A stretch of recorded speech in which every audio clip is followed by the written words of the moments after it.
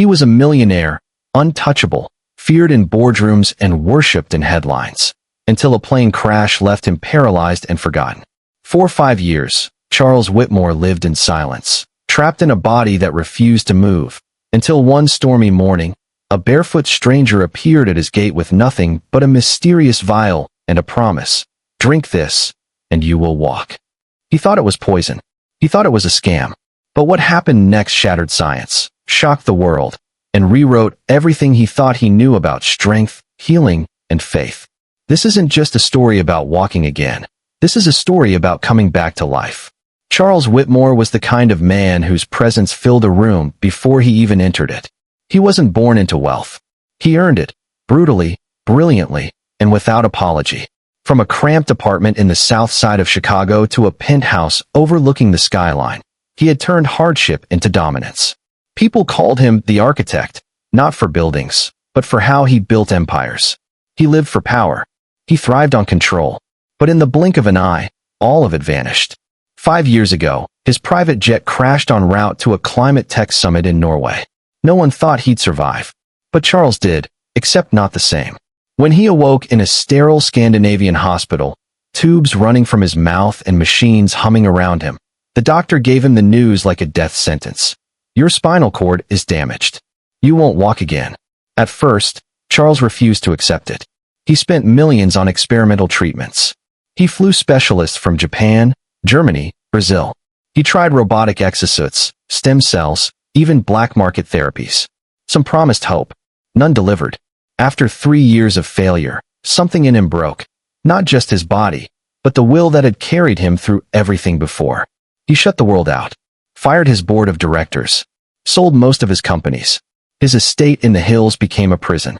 He no longer answered calls or opened emails. He drifted through the days like a ghost, wheeling through marble corridors, passing by portraits of a man he no longer recognized. The only sound in that house was the soft turning of his wheelchair and the occasional shuffle of a nurse changing shifts. That silence became his new normal, until the morning a stranger came to his door. The rain that day fell hard and cold, drenching the stone path that led to the front gate. A woman, barefoot and soaked, stood outside refusing to leave. The guards told her Charles didn't take visitors. She said she wasn't a visitor. She said she came to remind him what it means to believe. It was such a strange statement that the head of security passed the message to Charles. He was having his breakfast, black coffee and oats, exactly as he had for years, but something about those words made him pause. He allowed her in, more out of boredom than curiosity. She looked out of place in his home, young, in her late 20s, with long dark hair clinging to her face, and a bag slung across her shoulder. No makeup, no arrogance. Just calm eyes that seemed to know something he didn't. She introduced herself simply. I'm Layla. Charles didn't respond. He stared at her like she was a con artist wasting his time. Then she reached into her bag and pulled out a small glass vial filled with golden liquid. This, she said, is what you've been missing. He raised an eyebrow. You broke into my house for a bottle of syrup? No, she said. I came because I know you're not broken. Just lost. Drink this, and you will walk. He laughed, a bitter, dry sound. So what is it? Ancient herbs? Snake venom? Hope in a bottle. She didn't flinch. Memory. A reminder. Your body hasn't forgotten how to walk. You've just forgotten how to believe it can. Charles set the vial down on the table. Do you know how many people have tried to fix me? Yes. And none of them could reach the part of you that matters. Her words dug into him deeper than he cared to admit. For a long moment, he stared at the vial. He thought of the crash, of the cold lake, of his legs, crushed and useless, of the years lost, the isolation, the pain. And then he picked up the vial and drank it. It burned. Not like alcohol. Not like fire. It burned like something waking up. The heat traveled down his throat, into his chest, then his spine. He gasped. Pain, sharp, hot, electrifying, shot through him. His body convulsed. Nurses rushed in. Layla didn't move.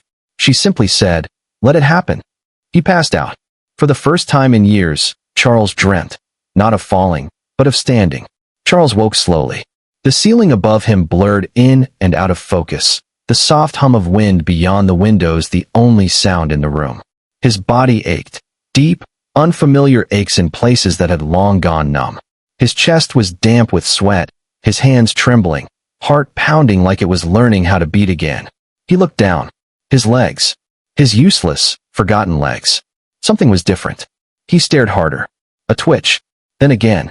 A tiny movement of the right toe, followed by a slight spasm in his calf. It wasn't his imagination. He was moving. A choked sound escaped his throat. Not quite a laugh, not quite a cry. It was the sound of disbelief cracking through years of pain. He pressed the call button. His nurse, Anna, came running in, wide-eyed, already having heard the whispers from the other staff. "I'm moved," Charles said hoarsely. "Get Layla." When she arrived, Charles was upright in his wheelchair, sweat-slicked, and breathing hard. He didn't know what to say. He just lifted one foot an inch off the footrest and let it fall back down. Layla's smile was soft, almost sad. "You're remembering," she said. He stared at her. "How?" She pulled a stool and sat across from him. "Your body was never your enemy. The crash, the trauma, it broke more than bones. It shattered trust. You stopped believing it could recover, so it stopped trying." Charles frowned. "That sounds like spiritual nonsense." "It's biology," she replied calmly. "Trauma rewires the brain. The drink was just a catalyst, a mix of natural memory stimulants, neural connectors, and something ancient. But the drink didn't heal you. You did." He fell silent. A storm of thoughts flooded his mind, doctors shaking their heads, machines beeping, months spent staring at useless limbs. "Why me?" he asked. "Because," she said, standing slowly, "the world is watching you. And it needs to see that even the strongest man can fall and rise again." The next few days were nothing short of brutal.